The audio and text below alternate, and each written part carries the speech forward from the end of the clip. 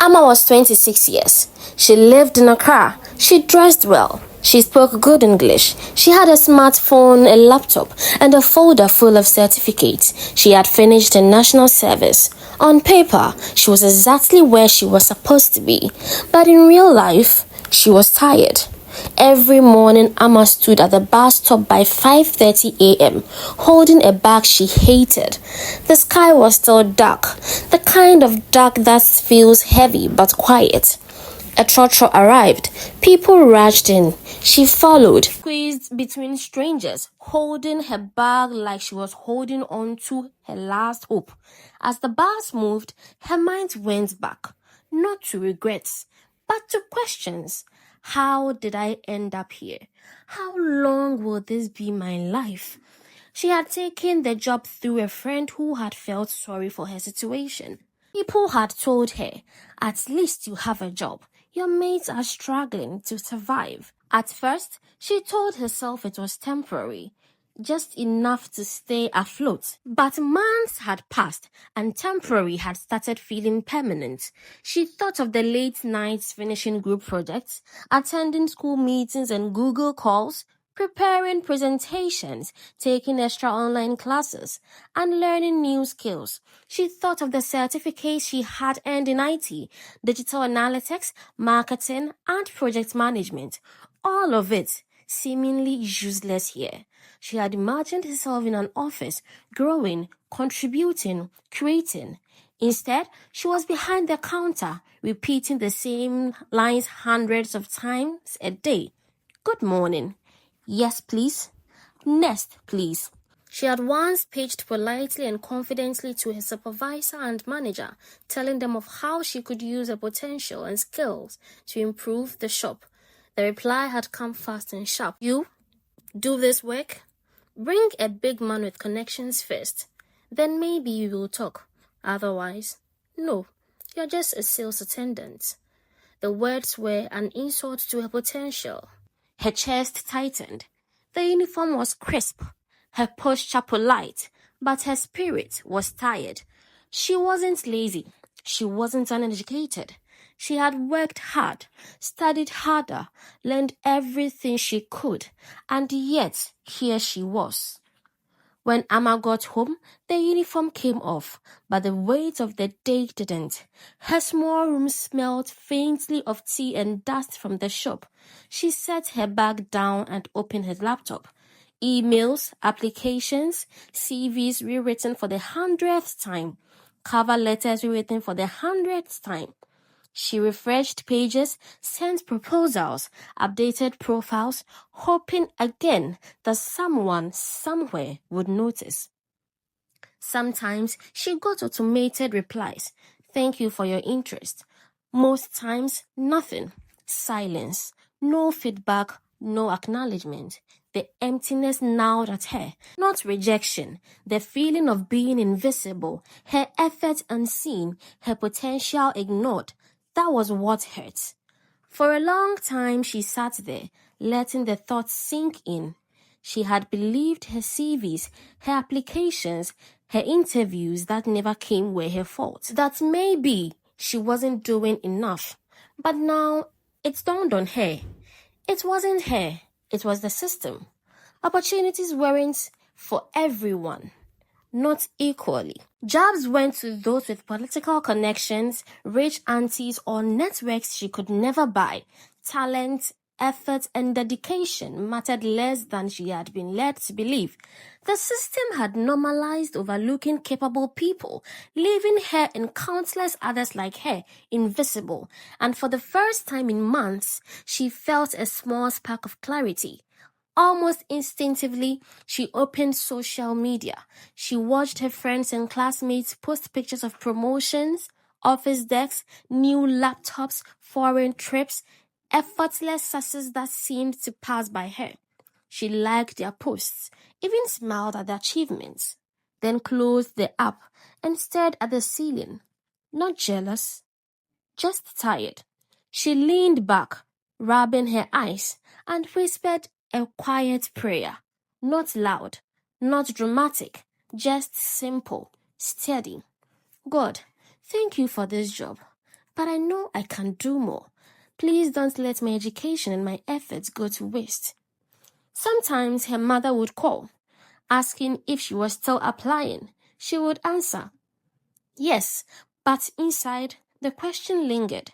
How long can someone apply before hope starts feeling foolish? One Tuesday afternoon, the shop hummed with its usual rhythm, customers drifting in and out, the cash register chiming, the faint smell of tea and snacks lingering in the air. Amma stood behind the counter, hands steady, smile in place, repeating the same lines she had said hundreds of times that week. Good morning. Yes, please. Next, please. During a brief lull, she pulled out her phone to check her emails. Another application, this one to a company she had dreamed of working for, was still answered. Automated reply. Silence, zero feedback. The familiar ache settled down in her chest. Then she noticed him. A man sat at a small table in the corner. Her laptop opened, fingers pressing keys frantically. His phone rang constantly, and he answered with a strained, almost desperate voice, calling friends and colleagues for help, but none of them seemed able to solve the problem. He sighed, slammed the laptop shut briefly, then opened it again, muttering under his breath, every single gesture a mirror of frustration. Amma hesitated, then stepped closer. Excuse me, sir. Do you want me to help? He waved her off. No, it's fine. I'll manage. She paused, but after a few minutes, she noticed he was still stuck, the frustration unchanged. Sir, I can help you, she said again, more firmly this time. I know how to fix this. He looked at her skeptically, doubt flickering in his eyes. No, you're just an attendant. You can't do this. Amma squared her shoulders, took a deep breath, and leaned over the laptop.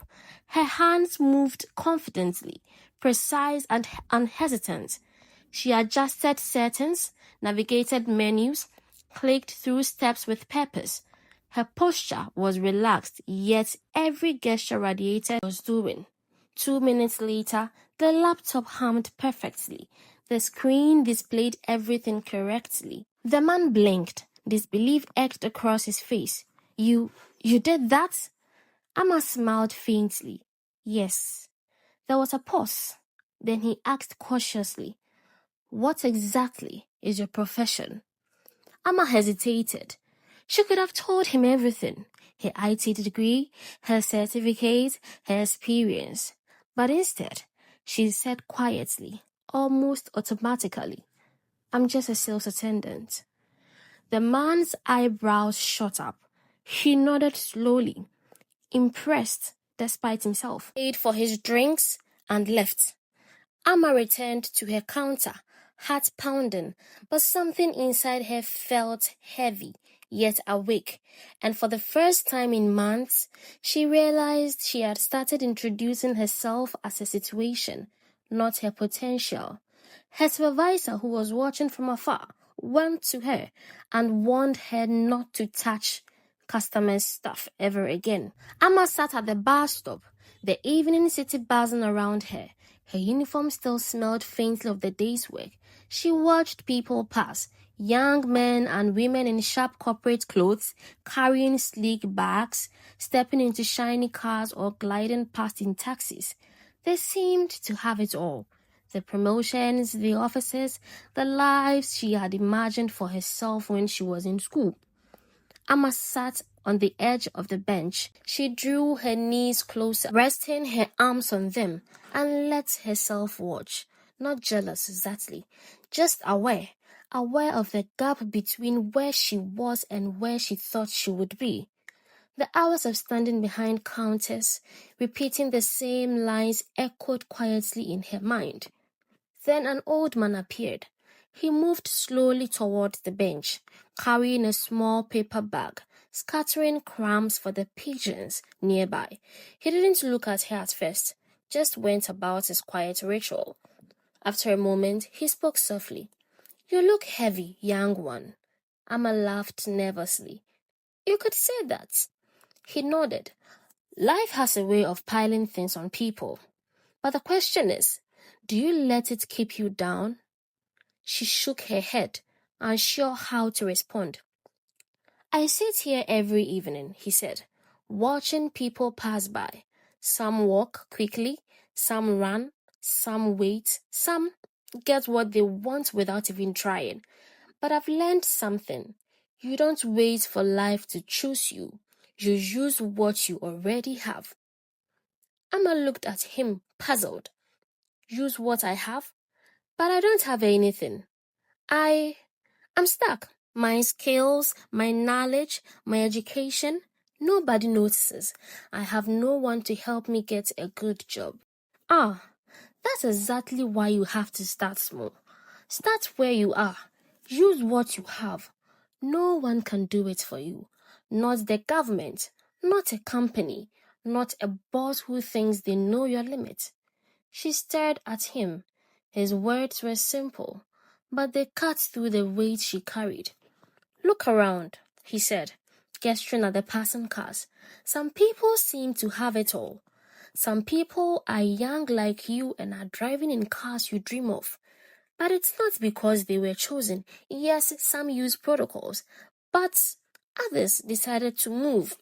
They decided to act with what they had, even if it was small. Start small, he said, one step at a time. Don't wait for someone to hand you a job that fits your degree. Make it yourself. Make life notice you. Use your hands, and your skills. Make your own path, even if it is narrow. Amma nodded slowly. The wind brushed her face. The buses moved past. But for the first time, she felt she could move too, just at her own pace. The old man patted her shoulder lightly, gathered his paper bag, and walked away, leaving Amma staring at the empty space beside her. That evening when she got home, she didn't open social media. She didn't check emails. She didn't worry about jobs. She just sat quietly, thinking. And for once, she didn't ask herself, who will employ me? She said to herself, what can I do with what I have? And for the first time in months, she didn't feel invisible. She felt she could begin again. She started small, a simple website mock-up for a local business, a draft social media campaign, a clear outline of the services she could offer.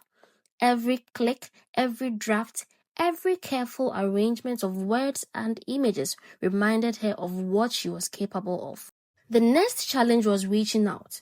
Emails went to small businesses, posts went up on social media, and messages were sent offering her help. Days passed, weeks passed, silence. Doubt crept in. Maybe no one needed her. Maybe she had imagined it all. But she didn't stop. She refined her pitches, polished her drafts, and kept building quietly. Then one afternoon, while serving customers behind the counter, she saw him. The man from the laptop incident. Recognition lit his eyes immediately. Ah, you helped me with my laptop that day, he said warmly. I've been telling people about you. Her heart fluttered. He reached into his pockets and handed her a business card. Here, if you ever want work, call me. I need someone to help me with a small project. I want someone I can trust, and I trust you. The pay wasn't huge, far from the life she had imagined. But it didn't matter. This was her first real opportunity. That evening, Amma opened her laptop again. She worked carefully, delivered results, and impressed him. Payments came promptly, along with gratitude and respect, something she hadn't felt in years at the shop. From that moment, she built slowly. Second client, third client, referrals began to trickle in. Her days became a rhythm. Day, serve customers and survive, and at night, she built, planned, worked for herself, and dreamt. Sleep became a luxury. 2, sometimes 3 hours a night, but her mind was alive. She was finally doing something that mattered, something that reflected her true potential. Months passed. Her little enterprise grew. She hired 2 young assistants, people like her, capable and eager, overlooked by the system. She trained them, gave them opportunities, and saw herself in them. She saved enough to pamper herself, take care of herself, and bought a new but simple flat. One Friday morning, she walked straight into her supervisor's office and placed a neatly typed letter in his hand. "Good morning, sir. I'm officially resigning effective immediately," she said, polite but confident. His face shifted from casual interest to disbelief. You resign? You must be crazy. In this economy? After all this time? He unleashed every insult he could think of, accusing her of being ungrateful, unrealistic, and replaceable. But Amma didn't respond. She simply stood there, calmly, composed. When he was done, she turned and walked out. Her colleagues, who had been eavesdropping, stared in shock as she exited the shop. Their faces said it all: disbelief. Amma didn't look back. At the entrance, she stopped, took a deep breath, slow breath, the kind you take when something heavy is finally set down. Relief flooded her chest, her shoulders relaxed. It wasn't excitement, not yet. It wasn't happiness. It was freedom. Amma didn't become rich overnight. Life didn't suddenly become easy. There were months when clients delayed payments, projects fell through, and nights were short. But she was thriving in her own way. She had learned to balance survival with growth, how to plan, how to save, how to fail without giving up. Eventually, she bought a used car, not fancy, but hers. No more Trotro mornings. No more waiting in lines for a life that seemed to pass her by. Whenever she saw young people waiting on government postings or connections, while others quietly built their own opportunities, she remembered the old man, the bus stop, the pigeons, and the quiet advice: use what you already have. She remembered the struggle at the shop, the laptop incidents, the silence in her emails, the prayers, and the exhaustion. And she smiled, not because life was perfect, but because she no longer waited to be chosen. She had chosen herself.